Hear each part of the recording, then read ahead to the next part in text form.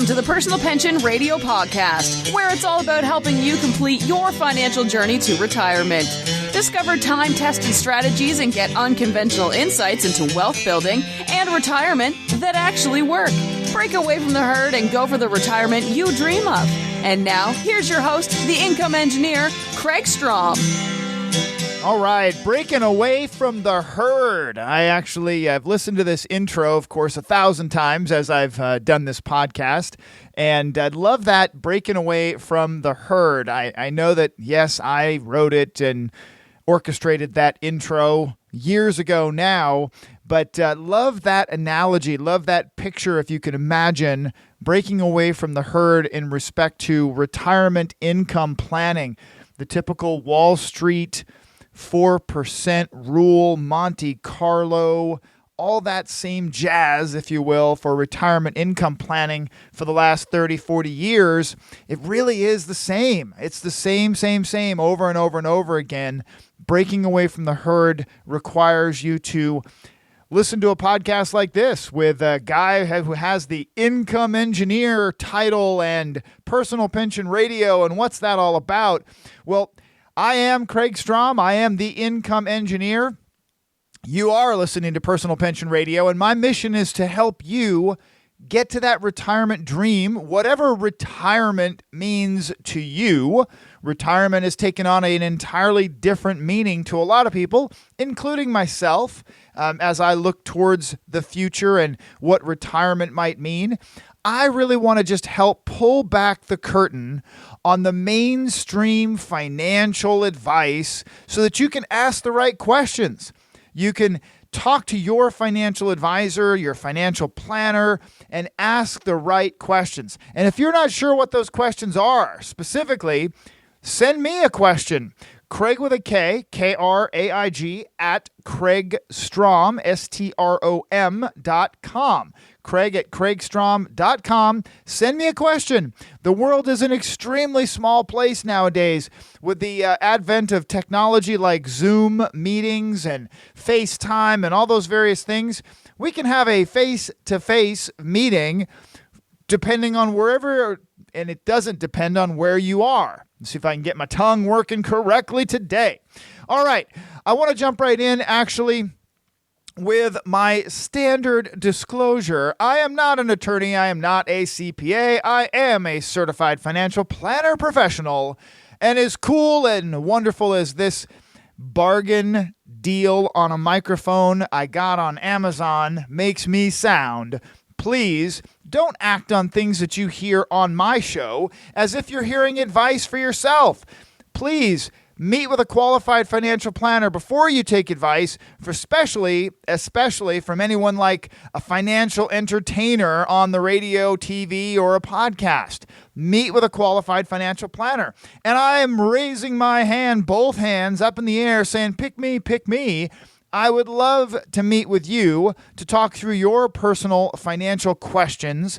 Kraig at KraigStrom.com. Now, some of you might have known, if you follow me on Facebook or LinkedIn and places like that, that I had stepped out for a vacation with family.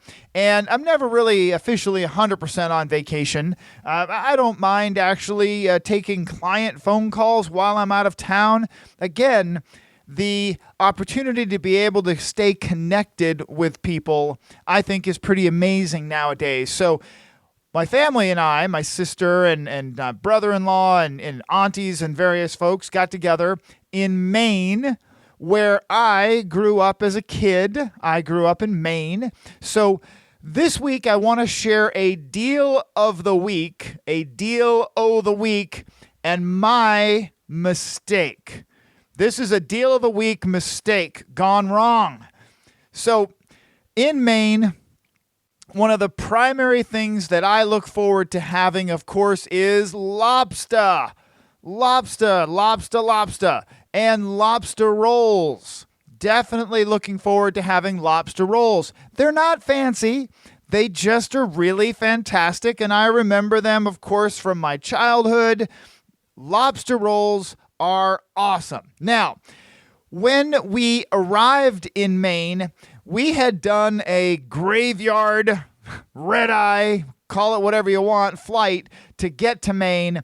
It all worked out because we got a great deal on our flights, and as it turns out, the flights weren't too bad, and we got in a good time, and we were picked up at the airport by our wonderful family. And now my job was to head off and pick up a few things that we were going to be bringing to the cabin where we're staying. And I was going there with my cousin Bob. And so he and I headed away from the airport, and I said, man, I'm hungry. I've got to go get something. Let's go get lobster rolls, right? Let's get lobster rolls. Awesome.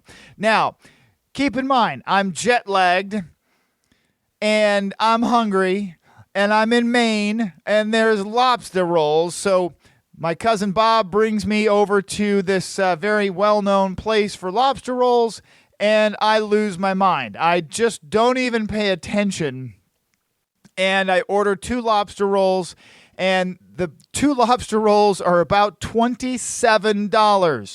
$27 for 2 lobster rolls. Now, mind you, folks, these are little tiny hot dog buns with lobster in the middle with some mayonnaise, right? Now, there's more to it than that, a little bit more to it, but they're not that complicated. Lobster rolls are simple by design, but I was shocked. I'm just didn't pay attention. This is where I had a deal of the week fail because I paid basically $27 for 2 lobster rolls.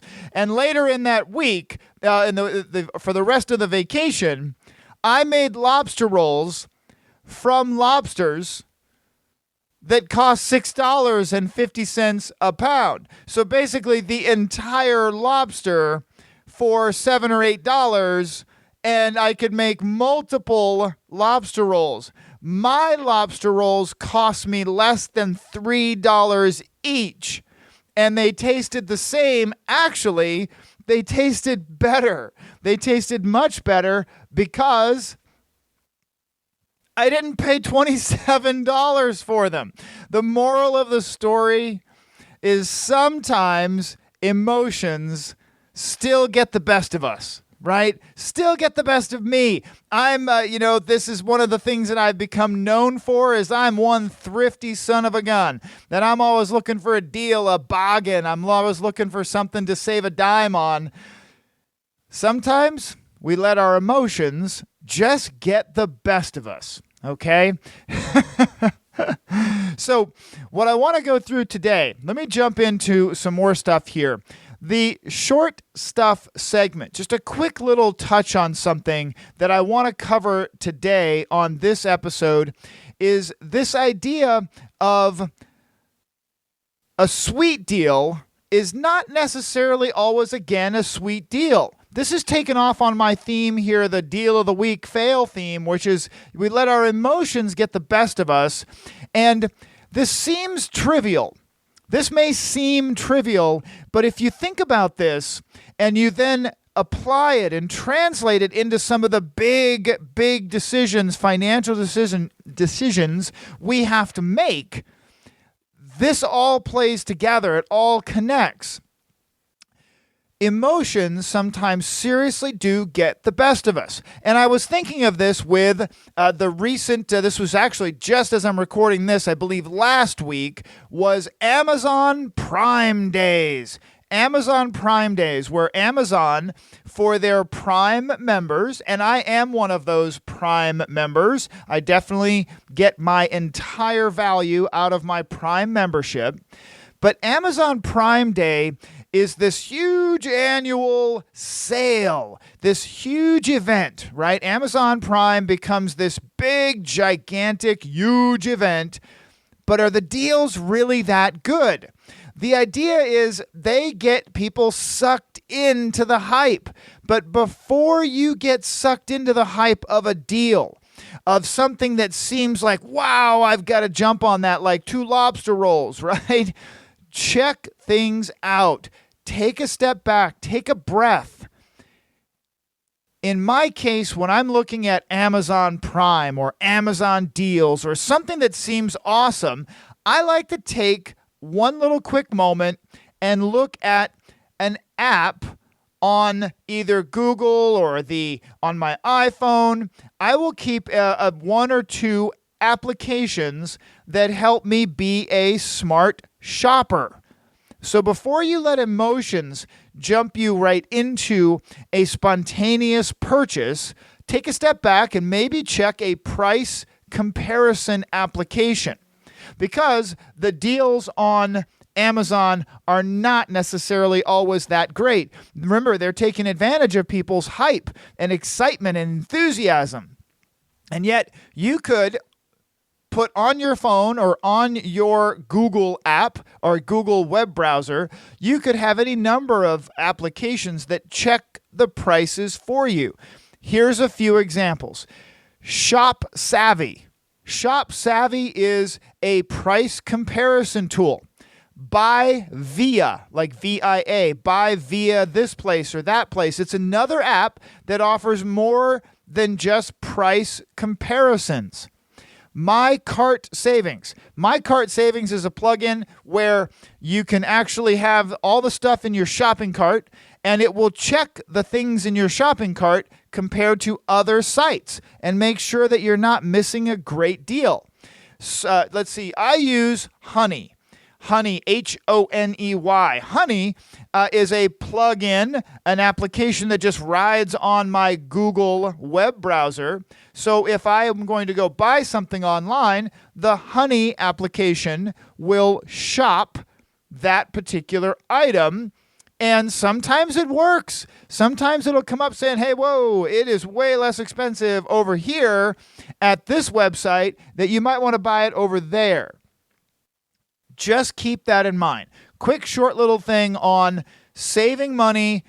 Sometimes it's all about checking your emotions before you hit that buy it now button.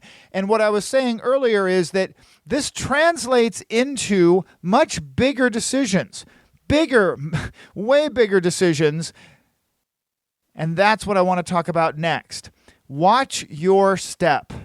Watch your step, because if you can learn to check yourself on the basics, you might check yourself on the big ticket items.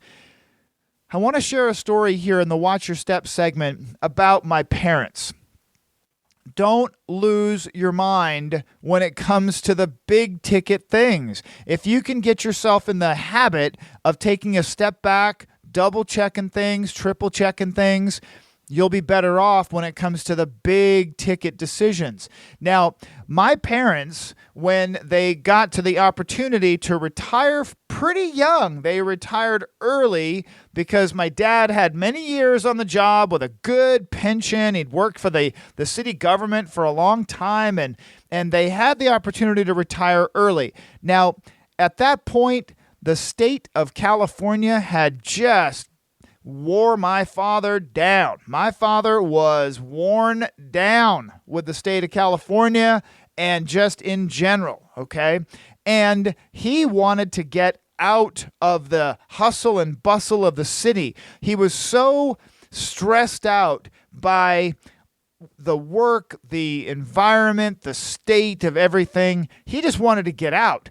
Now, my father is generally a pessimistically centered kind of person. He's always looking for what's wrong with this or what's wrong with that. He's very good about detail. And he was up until the time where he went, and my mom, they went to look at a retirement home in a small town in northern/central California. They didn't want to leave California entirely because they wanted to be near grandchildren and such, so they went north. Now, my dad especially, got excited about the town. Small town, not a lot of traffic, not a lot of people, big yards, and big trees, and they got excited about it. And what happened was they let their guard down. My dad especially. Remember that idea that I went and bought some lobster rolls and just let my emotions cloud all other judgment? Well, with a big ticket decision to buy a house, my dad let his guard down. Normally, this is the guy who's always looking for the problem, and he's always going to spot it. Heck, he was in the building and safety and code compliance business in the city. He was the guy, right? He was the guy to be standing on your roof on the roof inspection day, right? And yet, lost his mind. Didn't pay attention. Did not pay attention. My parents, long story short, were the victims of a very nefarious realtor and his crew. The realtor had everybody basically all part of the scam, even the home appraiser, the inspector, the mortgage people. They all knew that this real estate guy was a scammy kind of guy and basically lied all the way through the process, completely scammed my parents, and my dad didn't pay attention to some huge things, big things, that later turned out, wow, I can't believe he missed that stuff. I could not believe when I went to see the house, and immediately saw, oh my gosh, oh my heck, oh my gosh. The moral of this story is, of course, keep your emotions in check, especially when you're making big ticket decisions like your retirement planning or your retirement home that you're going to live in, right? And unfortunately, the end of the story was that my parents could not continue to live in the house. The house was actually probably non-occupiable. It should not have actually been sold. There was foundation problems with the house. There was flooding issues with the house. There was a lot going on with this house that it really should never have even been financed. And as it turns out, the FHA loan that my parents had gotten on the house, because they needed a small loan, the FHA loan never actually came back to foreclose on my parents, who did ultimately have to walk away from the house. They never came back to foreclose because they filed action against the realtor and the mortgage lender and everybody involved. This was a total scam. And my parents, unfortunately, primarily my dad, who was usually the cautionary kind of guy, just let his emotions about the environment cloud everything else, and he lost it. So watch your step, right? I say little things like lobster rolls. That's basic. I'm not telling you to be overly crazy cautious all the time and don't buy that $3 thing. If we just learn on the small things to take a step back and make sure that we're not letting our emotions cloud our judgment, it will help us when the time comes for those big ticket choices and decisions. So please, today though, in segment 2 with the client questions and my personal observations that I'd like to share with you, I want to continue this theme a little bit on real estate, right? This question comes up all the time as it relates to real estate. And is it better to rent or buy a house, right? You just heard me talking about my parents who were buying a house to live in for retirement, right? And unfortunately, they got in trouble. That's not the case most of the time. You're not going to have that kind of an issue. What happened to my parents is extremely rare, doesn't happen all the time. So I want to continue this theme about real estate, though, and the question of rent versus buy. I was on vacation, as I mentioned, in Maine, and the question of real estate always comes up, specifically vacation real estate in this case. The lake that I spent my summers at as a kid, and I mean kid, when I was probably a week old, maybe a week old, when I had first, as a baby, was at this camp and at this lake. I was probably in the water when I was no more than 2 weeks old. I mean, my mom was a swim instructor, and just the family was always in the lake and in the water. And so this is where I spent my early years. My early memories are on Camp Road. Is what we called it, Camp Road. beautiful little lake, one of thousands of lakes in Maine. And I cannot help it but fantasize, dream about, think about, I would love to have a vacation property or a property on that lake. And I consider all the variables. I get excited. I let my emotions get me all fired up. And I sit there and I think about it and I look at the properties. There's 2 properties for sale. And one of them is my all-time favorite place that I would love to spend time at and own. Got to keep your cell phone alarm from chiming off while you're recording. Now, this place is 94 Beach Road, Monmouth, Maine. Oh, what a beautiful location right at the end. You got the train tracks across the street. It's just all the different pieces that connect the dots for me back to my childhood, and I just love this place. Now, the emotional side draws me in every time I'm there. Last year, as a matter of fact, when I was back in Maine, I sat down with a realtor and a mortgage person. Man, I was serious about another place that was there, and I was excited. And then I took a breath, and I took a step back.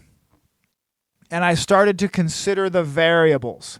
And this is what I want to share with you. If you take a step back and you start to really consider the variables, so maybe this is a vacation home decision, maybe this is a retirement decision or a vacation home decision. Either way, you've got to step back and consider the variables. So I step back and consider the variables related to buying the cabin that I'm sitting there thinking about, and versus renting the cabin.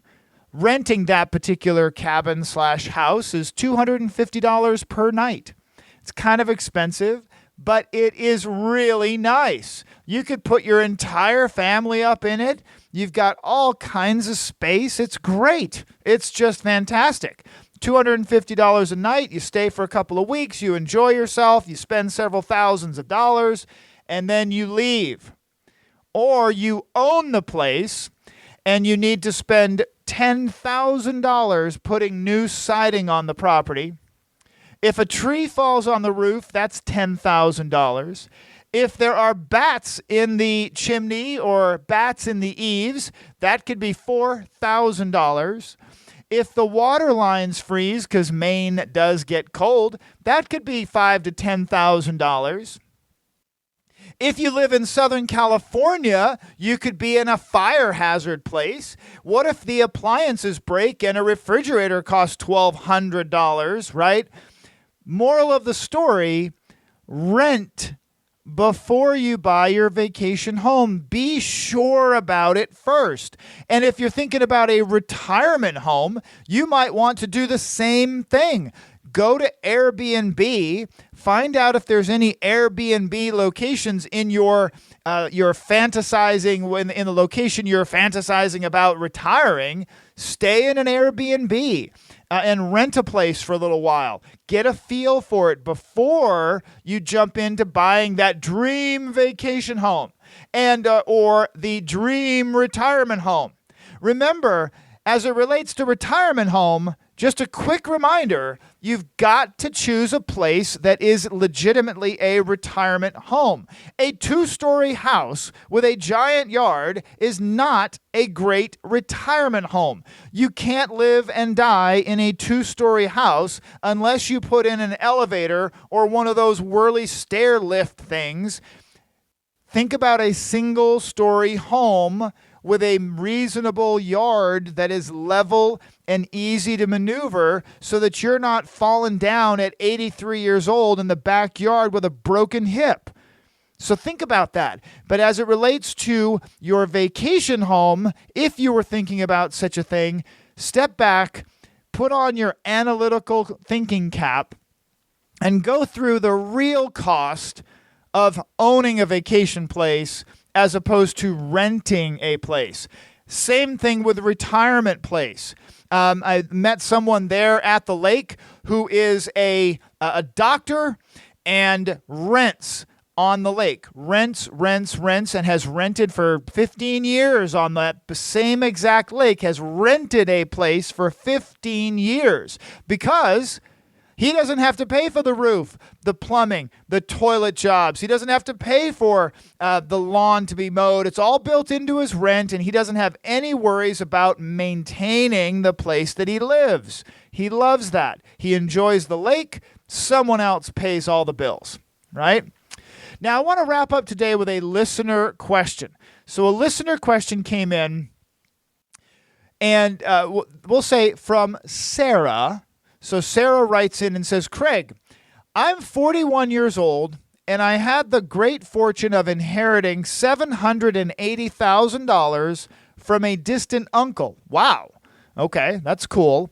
And she goes on to say, unfortunately, I was also in a bad car accident 3 months ago, and doctors say I probably will not be able to work again. I'm wondering what to do with the money I receive. I need a place to live, some kind of income. Some of my friends, including a CPA, are telling me I should pay cash for a house so I have a paid-off place to live. Another friend suggested that I buy an annuity for income, and I found your podcast. Really appreciate your alternative perspective on things. What do you think about using the money to buy a house and the annuity question? Okay. Well, thank you, Sarah, and I'm so sorry to hear about your accident. I can't imagine how I would react to the news of a 180-degree change in my life's path. Good on you for seeking information and knowledge and guidance and asking questions rather than, as I say, winging it. Conventional wisdom and mainstream financial advice is so predictable. I'm not saying that owning a home is a bad idea. It's just not the answer for everyone. I've said this before, but it bears repeating over and over and over. A paid-off house is not the asset, the magical asset, and the magical thing that everybody thinks it is. Or at least that's what the world wants us to think, and I believe it's bankers who have been encouraging people to pay off their mortgage forever, right? A paid-off house is an illiquid asset. It pays no income, earns no dividends, and no interest. Putting a big part of your inheritance, Sarah, into a piece of real estate would give you a place to live, yes, but the money would be locked, literally locked in the walls of that house for a long, long time, and you would still need to figure out how to generate income. So buying a house is also a big long-term choice that I suggest you set aside for at least a year or more. Your whole life has been turned upside down, inside out, and it's not the right time to make that kind of a huge decision. Your uncle, bless him, has put a cherry on top, right? That you're not just stuck with being unable to work, and you didn't have, as I'm guessing, you must not have had disability income insurance because that you didn't mention that in there. You're going to need some solution, and your uncle surprised you with an inheritance. But that inheritance is a great blessing. It needs to be protected. Now, in regards to the other friend suggesting that you consider putting money into an annuity, I'm assuming that this is an income annuity recommendation. And I say, whoa, you are too young for that. At 41, you're too young for that. Income annuities from life insurance companies do provide income for life. However, that income is fixed and it is based on your current age 41. You're just too young, in my opinion, to use an income annuity at this point. Guaranteed income annuities pay income primarily based on how old you are. that's called mortality credit. They are, in my opinion, fantastic. My mom has 2 guaranteed annuities that pay her income forever, income for life. And it gives her great security. But we did not turn on that income until she was well into her 60s, because the insurance companies, remember, they give you mortality credit based on your age, right? This could be a great move for you 20 years from now, but probably not now. This money has got to last. You have this great blessing, but it has got to last. It's so important that you keep as much of the money intact as possible. And I would love to help you look at how to design an income plan around that money to help preserve the longest possible timeline where you can pull income from this great blessing that your uncle left behind. And I'll reach back out to you via email. Hopefully we can schedule a time to chat and to go through the specifics of retirement income planning now. Again, I'm really sorry that this has happened to you, but I'm also super excited to help you build this and to make it go forward in the best way possible. I really, really appreciate you reaching out with that question. This is the kind of stuff that fires me up. I love to help people in situations like this where I can provide that perspective and that income design to help you really make it last. If you, listeners, would like to go through your own retirement income conversation, please reach out, Kraig with a K at kraigstrom.com, and keep those questions coming. I love it. Next time, we're going to revisit the 4% rule. Same old advice. All you need is another $1.5 million. That was the actual advice from a Wall Street investment advisor to someone that I met recently. Literally said that. All you need is another $1.5 million. No big deal. All you need. Wow. That'll be next time, folks. Please, if you have questions, send them to Kraig at kraigstrom.com. If you still haven't gotten your living trust done, your living trust, your wills, your powers of attorney, remember, I work with a phenomenal law firm, and I have a special, very special deal to be able to do complete estate plans, trusts, wills, powers of attorney, all of that for my listeners. You've got to check it out. Send me an email, Kraig at kraigstrom.com, if you haven't had your trust reviewed in the last 5 years. And if you don't have one and you have kids, oh my gosh, you have got to talk to me about getting your living trust and your will taken care of. We'll talk to you soon, folks. Take care. Bye.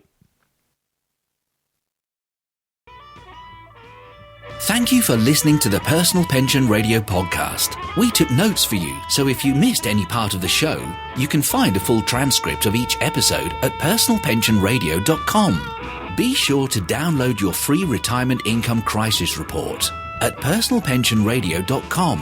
While you're at it, we would appreciate some iTunes love. Please leave us a fantastic rating on iTunes by going to personalpensionradio.com/iTunes. Thanks again for listening. Now for the disclosure. Information presented is for educational purposes only and is not intended for solicitation, sale or purchase of any security or financial product. Be sure to first consult with a qualified financial advisor and your tax professional before implementing any strategy discussed here. The term personal pension refers to a marketing name designed to educate future retirees and retirees about the economic principles behind creating their own pension-like income. The term personal pension is not intended to be confused with a defined benefit pension plan offered by an employer or by a government entity.